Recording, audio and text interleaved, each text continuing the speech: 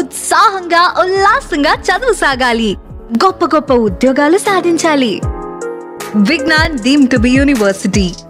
Pulivendula ZPTC ఉప ఎన్నిక నేపథ్యంలో మాత్రం పులివెందులలో చాలా ఉద్రిక్త వాతావరణం నెలకొంది. దీనికి సంబంధించి కూడా వైఎస్ఆర్ కాంగ్రెస్ పార్టీ టీడీపీ కూడా ఒకరిపై ఒకరు ప్రదాడులు జరుగుతున్న నేపథ్యంలో మాత్రం ఇక్కడ పరిస్థితి చక్కదిద్దేందుకు డేజిస్తాం స్వయంగా పులివెందులకు పరిశీలించారు. అయితే దీనిపై మనతో మాట్లాడడానికి Pulivendula TDP incharge BTech Ravi ఉన్నారు. వాళ్ళకి ప్రయత్నం చేద్దాం. సార్, ఎందుకు అసలు ఇలాంటి పులివెందుల ఒక వాతావరణంలో మళ్ళీ ఒక పాత సంస్కృతి తెచ్చారంటే వాళ్ళు ఆరోపిస్తున్నారు. అసలు ఏంటి పరిస్థితి? పాత సంస్కృతి తెచ్చారంటే ఇప్పుడు ఈ పులివెందుల ప్రాంతంలో 45 ఏళ్ళ నుంచి వాళ్ళే కదా ఉండింది ప్రజాప్రతినిధులుగా. పాత సంస్కృతి తెచ్చారంటే అంటే ముందు వాళ్ళ సంస్కృతి ఇదే అని వాళ్ళు ఒప్పుకుంటారా? అంటే వాళ్ళు ఒప్పుకునేట్టే కదా. ఇందాక మీరు చెప్పినట్టు డిఐజీ కోయా ప్రవీణ్ గారు ఇక్కడ విజిట్ చేయడం అనేది ముందే ఫిక్స్ అయిన ప్రోగ్రామ్. జనరల్గా ఎలక్షన్ ఉంది, పులివెందులు అంటే కొంచెం ఇంపార్టెంట్ ప్లేస్ కాబట్టి ఆయన జనరల్ విజిట్లో భాగంగానే వచ్చినాడు. కానీ ఆయన వచ్చే రోజు నిన్న ఇన్సిడెంట్ జరిగింది. పాత సంస్కృతిని అసలు ఇది పులివెందుల మండలానికి సంబంధించిన ఎలక్షన్.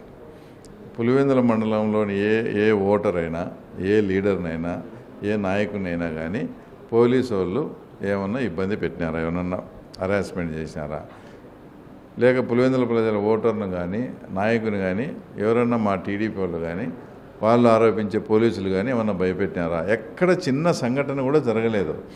ఈ జరిగిన 2 ఇన్సిడెంట్లు కూడా అవుట్ ఆఫ్ మండల్. వాళ్ళు ఒకడు ఇండిపెండెంట్గా నామినేషన్ వేసి అదొక ఇన్సిడెంట్. ఇంకోటి నిన్న జరిగింది, అతను వచ్చి వేల్పుల రాము, అతనిది వేముల మండలం. పులివెందుల మండల ప్రజలు కానీ మండల ఓటర్స్ను కానీ ఎవ్వరూ బెదిరించడం లేదు, డిస్టర్బ్ చేయడం లేదు. మా పద్ధతి ప్రకారము మేము ప్రచారం చేసుకుంటా, డెవలప్మెంట్ యాక్టివిటీ చేసుకుంటా ఆ టైంలో జగన్కి అవకాశం ఉండి చేయలేని పనులను మేము చేస్తూ, అంటే ఉదాహరణకు ఎర్రబల్ల చెరువు అలాంటివి చేసుకుంటూ వాళ్ళ మన్నను పొందుతూ అనేక మంది జాయినింగ్స్ కూడా చేర్చుకున్నాం. పుష్పనాథ్ రెడ్డి కావచ్చు, ఓబులరెడ్డి కావచ్చు, విశ్వనాథ్ రెడ్డి కావచ్చు, అచ్చివిలి సర్పంచ్ షరీఫ్ కావచ్చు, ఇంకా అనేకమైనటువంటి కుటుంబాలంతా చేరినాయి. అటు మేము మా సిస్టమేటిక్గా పోతా ఉంటే మా మీద ఇది బయట నుంచి వచ్చిన మండలాలలో ఇదంతా డిస్టర్బెన్స్ క్రియేట్ చేసి ఒకవేళ పొరపాటున ఏమైనా ఎలక్షన్ ఓడిపోతే దానికి ప్రిపరేషన్గా ఒక గ్రౌండ్ తయారు చేసి పెడుతున్నారు. ఏమని, అదో పోలీసు వల్ల మేము ఇట్లా ఓడిపోయినాం, ఏదో ఆ దౌర్జన్యం చేసి, ఇదంతా వాళ్ళ గ్రౌండ్ ప్రిపరేషన్ తప్ప ఎక్కడైనా ఒక పులివెందుల ఓటరుకు కానీ లీడర్కి కానీ మేము కానీ పోలీసులు కానీ ఇబ్బంది పెట్టి ఉంటే వాళ్ళను నిరూపించమను. ఎవరైనా ఒక్క ఓటర్ చెప్పమను, మేము ఏదైనా బెదిరించామని కానీ ఇంకోటి కానీ. మేము ఎలక్షన్ ఇప్పుడే కూడా తప్పుకుంటాం. మా పద్ధతి అది కాదు, ఊరికే దుష్ప్రచారం చేస్తూ ఉన్నారు. అంటే పులివెందులలో ఇలాంటి దాడులకు పాల్పడితే ఎన్నికల రోజు ఓటర్లు కూడా అక్కడ వచ్చే అవకాశం ఉండదు కాబట్టి వాళ్ళు ఓన్గా రిగ్గింగ్ చేసుకోవచ్చు. సో ఈ నేపథ్యంలో దాడులకు పాల్పడుతున్నట్టు వాళ్ళు ఆరోపిస్తున్నారు. ఇప్పుడు ఇది పాతకాలంలో చెల్లుతండి.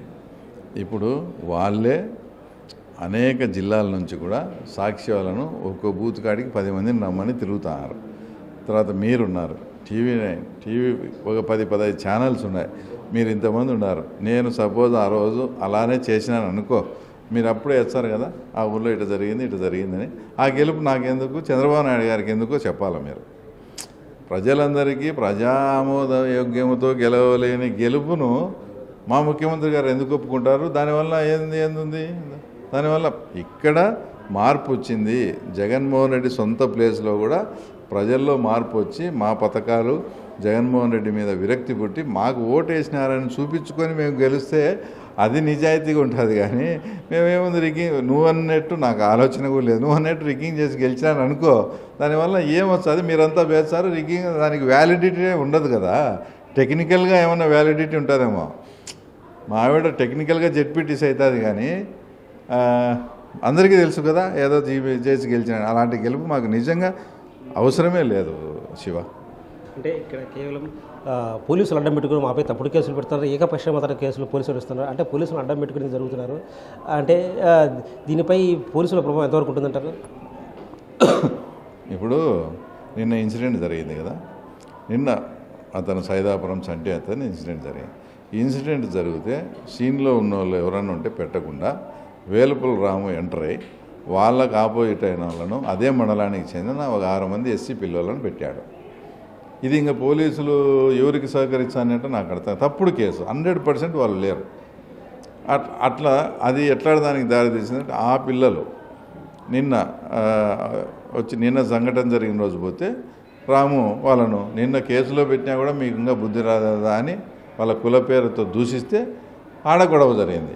కాబట్టి తప్పుడు కేసులు ఇంత జరుగుతున్నప్పుడు సీన్లో ఉన్న వాళ్ళని పెట్టమని పోలీసు వాళ్ళకి చెప్పి వాళ్ళతో పెట్టేయాలి. కానీ ఫోర్సబుల్గా పొన్నవోలు సుధాకర్ రెడ్డి నుంచి స్క్రిప్ట్ తెప్పించుకొని ఫోర్సబుల్గా అక్రమ కేసులు పెడుతున్నారు. దాని పర్యవసానమే ఇదంతా జరుగుతుంది.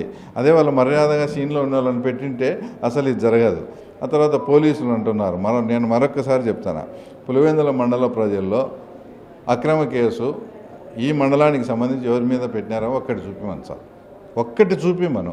ఇదంతా బయట మండలాల నుంచి వచ్చి వాళ్ళు అవినాష్ రెడ్డి దగ్గర జగన్ రెడ్డి దగ్గర ప్రాపకం చేయాలని వాళ్ళు సృష్టించిన ఈ అల్లరి తప్ప నిజంగా వాస్తవంగా పులివెందుల మండల ప్రజలైతే ఎవరిని డిస్టర్బ్ లేరు, ఎవరిని డిస్టర్బ్ చేయలేరు. మేము ప్రశాంతంగా ఎవరి ప్రచారం వాళ్ళు చేసుకుంటూ ఉన్నాం. జెడ్పీటీసీ ఎన్నికల్లో ప్రశాంతంగా ఎన్నికల వాతావరణం సృష్టించాం. దీనికి సంబంధించి కూడా ఎక్కడ ఎలాంటి ఘర్షణలు జరగలేదు. అయితే కేవలం వైఎస్ఆర్ కాంగ్రెస్ పార్టీ ఓటమి భయంతో ఇలాంటి పరిస్థితులకు పాల్పడుతున్నట్టు బీటెక్ రవి ఆరోపిస్తున్నారు. కెమెరా పర్సన్ సుదర్శన్తో శివ, బిగ్ టీవీ, పులివెందుల నుంచి.